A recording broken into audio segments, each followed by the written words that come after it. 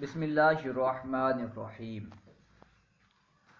مجنون پر قسم کا کفارہ واجب ہے، اس کی کیا صورت ہے؟ آپ جانتے ہوں گے کہ مجنون پر بہت سارے احکام نافذ نہیں ہوتے۔ مجنون بہت سارے احکام کا پابند نہیں ہوتا۔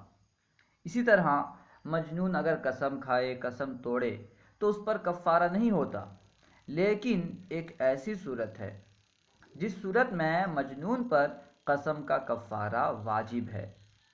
وہ صورت کیا ہے؟ وہ صورت یہ ہے کہ مجنون اگر ہوش میں قسم کھائی ہو، مجنون نے اگر حالت ہوش میں قسم کھائی ہو اور جنون کی حالت میں وہ قسم توڑے تو اس صورت میں اس پر قسم کا کفارہ واجب ہے۔